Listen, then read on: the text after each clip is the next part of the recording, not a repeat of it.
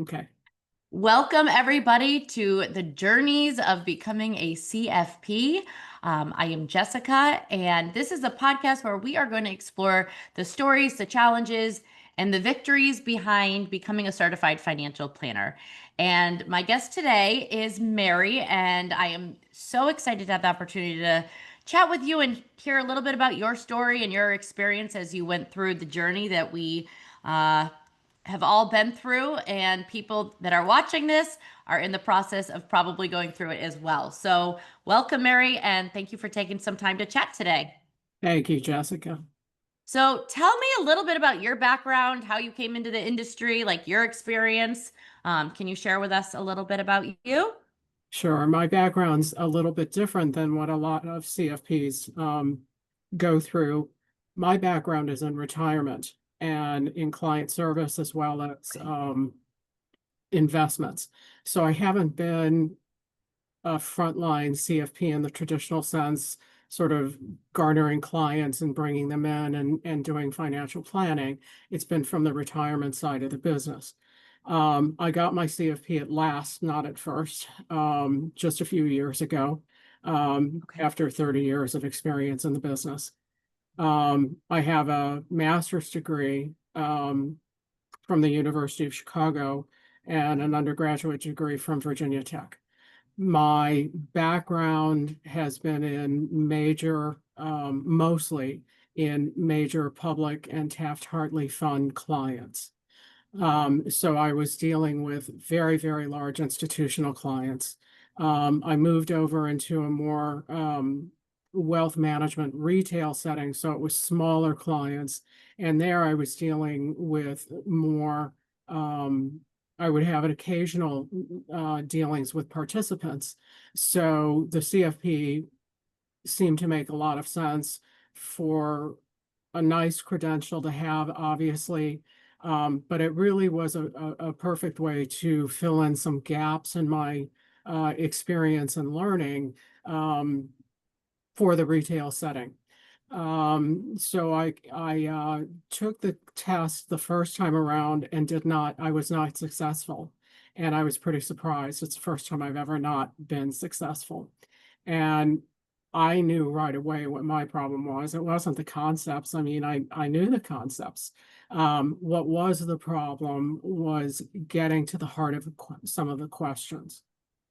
And that was where Paul came in and helped me as we went through each of the different um, sets of questions for the CFP. He would help me understand sort of more deeply what they were really trying to ask. Right. Sometimes there's tricky questions, sometimes there's less tricky questions that are far more Right. direct, but understanding that depth of what the CFP was trying to get at was something that Paul was very, very strong with. I can tell you, even though that they don't grade the CFP, I think I did very well on it after having worked with Paul. In fact, some of the math questions I even reverse engineered because there were a few tricky ones. And I know, at least in my group of folks that I went through the course with, there were people talking about how they weren't successful because it was so math heavy. And so it worked out very, very well to work with Paul. The one thing I would want to stress to anyone is that even though the CFP is set up for 3 times a year to take the examination, you should not feel compelled to do all the studying in 90 days. Particularly, Yes. you have to be realistic about what you are able to do with your personal life, your professional life, etc. And don't just go on automatic pilot, because all of the setups for the study programs as well are this 90-day format. It doesn't mean you have to follow that. And I would strongly urge anyone to consider that and if you need 6 months, take 6 months. That's what I did the second time around. I took my time with it. and again, because I was trying to fill in some gaps, some learning gaps as well. And so I really do feel I came away with not only a successful examination, but some really solid um, foundation in things that I did not have. In fact, just yesterday, I was talking to a friend about a Section 179, and they did not know what that was. And so I was helping them with it. But anyway, that's really my story. I do credit Paul as much as anyone in helping me get through the program successfully.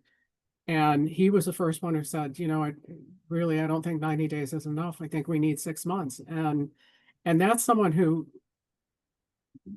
sort of knows this business. So anyone that's coming in really fresh should consider that. I mean, I think students may have a better feel for how much the quantity of material and being able to get through it. But for many of us, it would be best to take a step back and look at strategy. My first attempt, what happened to me was exactly that. I went through all the material, but I didn't have, and everyone will tell you, you need to understand the concepts. Yes, you need to understand the concepts, but there is a plethora of information that you have to have in your head.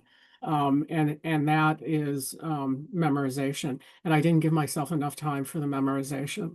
So that's really my story. I hope it helps someone else. Because being successful and passing this is really meaningful, and it is devastating when you don't. It is. And as you said, it sounds like you've been very successful, throughout your career and in life. And when you're not used to, you put in the hours that you think you need to put in based on what they're telling you. And then to get the, fail on there, you're like, wait, what just happened? Like, this isn't supposed to happen to me.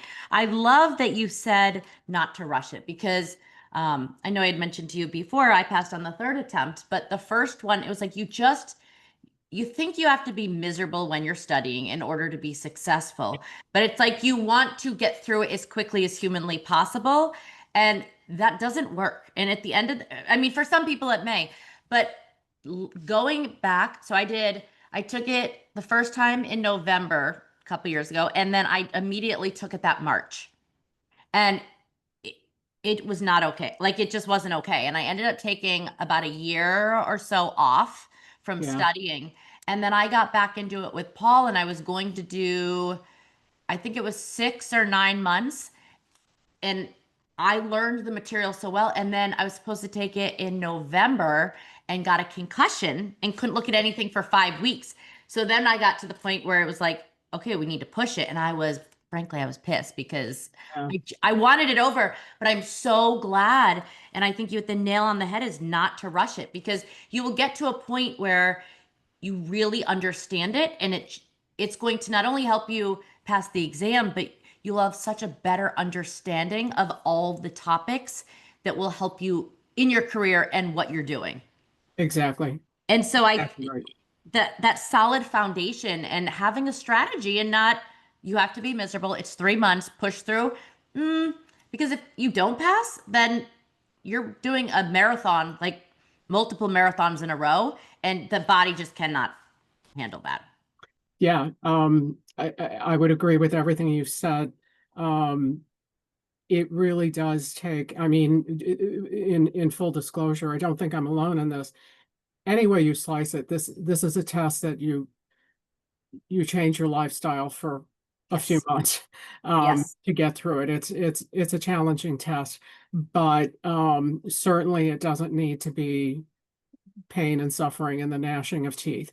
And that's where Paul helped me understand, like, you don't need to do this in the next 30 days. And it was very good advice.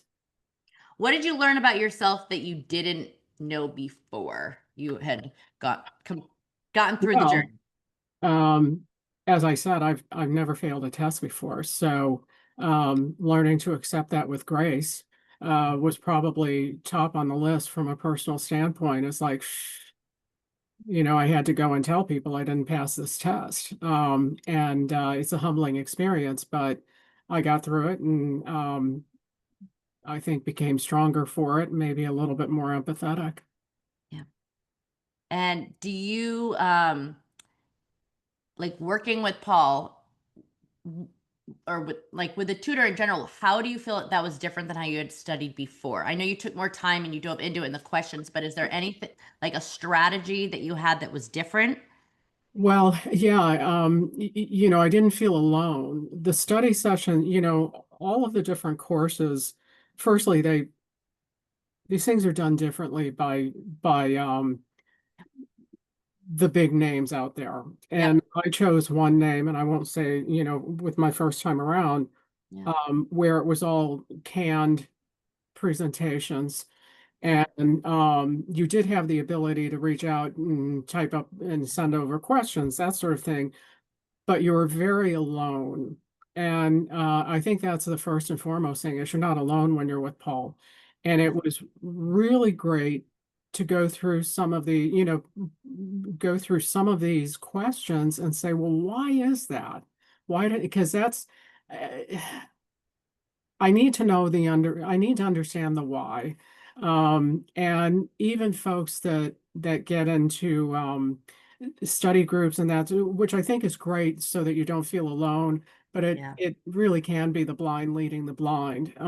If you don't have someone that really understands this material at a depth that, frankly, as I said, I think I did well on the test, but I'll never be a master like Paul at this stuff. And so understanding this better and the whys really helped because then it's not memorizing it. Memorizing, it's And fully understanding it. yeah, yeah, Yeah. No, I agree with you on that.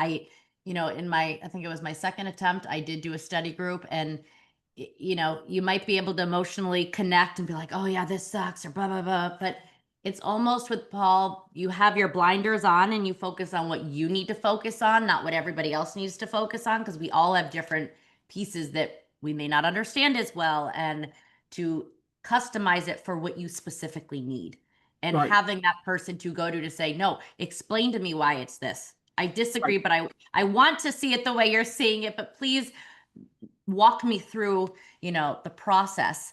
And I guess, okay, so one more question, Mary. Looking back, is there anything that you would have done differently or more or less of? Yeah, I would have. I don't think I would have failed the first time if I had hooked into Paul sooner. Okay. Um, That's the first thing because it's time. I mean, it's time Yeah. away from your family. It's time that you have to balance with your work and so on and so forth. I mean, that's first and foremost. I would have. I mean, I entertained the thought, and one thing people should know is like I was thinking of tutors as well. I need remedial help in accounting. Um, and that's Paul's I'm sure can do that sort of work, but that's really not at least his approach when I worked with him. It was more about a broad-based Right. knowledge set, not help me with statistics. And so uh had I been aware of him sooner, I would have grabbed him right away. Um, because who needs to not pass? It just takes too much time and energy. And it's like running a marathon and then not going through the finish line. So that's really what I would have done is I would have found Paul sooner. Okay. No, I mean, it's great insight and to hear, you know, your experience. Everybody has a different journey and a different path. And I think, we all get there if we Yeah, put in the work and the time and we learn so much, not only about obviously financial planning, but about ourselves in the process. And I don't know, it sounds like, you were working full time when you were studying and sounds yeah, like family and, we all have different circumstances. yes, And yes. but we have to find a way to make it work for us. And everybody's schedule, there's no perfect plan and there's no bad, I don't think, program out there. I think, but there's no process that works the exact same for every single person. And I think that's the piece where I wanted to do it exactly the way they were telling me to do it. I'm like, more action oriented versus fully understanding it. And it kind of threw everything up in the air and made me look at it totally differently. What is it? Insanity is doing the same thing over and over again and expecting the same results. And finally, Exactly. I was like, okay, clearly what I'm doing is not working. So I Yeah. need to, I Well, need to that's, listen to somebody else. yeah, it took me when after receiving the bad news that I didn't pass, I took a couple of weeks to decompress, and I Mhm. did exactly what you said. I thought about it. I did chant the insanity quote. I think that's from Einstein, and said, what am I going to do different? And that's Yeah. amazingly right around that same time it came through the message board. Hey, there's this guy. His name's Paul. And so I reached out. I presumed I would be interviewing a few tutors, and once I met Paul, that was it. That's all I needed. He has this calmness that allow I mean, I'm not a calm person. I feel like you seem like you're more on a calmer level and but oh, I remember getting off the first couple calls and I was crying. I'm like, I'm so stupid. But it made me so much stronger and so much more confident by the Yeah, end of the experience. So exactly. I truly thank you, Mary, for sharing your story and giving some insight. We're all in the same boat as we're trying to get through this, but our journeys look different for everyone. And so, my hope and wish and prayer is that whoever's listening takes the nugget and knows that you can do this and you are not alone. If you're a first time test taker, crush it, get the help that you need so you only do it once. And if you're a second, third, fourth, fifth time person, know you can get there. You just got to do things differently and think outside the box in terms of what you're It's my probably used to pleasure. And doing. yeah, I wish everyone the best of luck. Thank you so much, Mary. Okay, take care. Bye. Bye bye.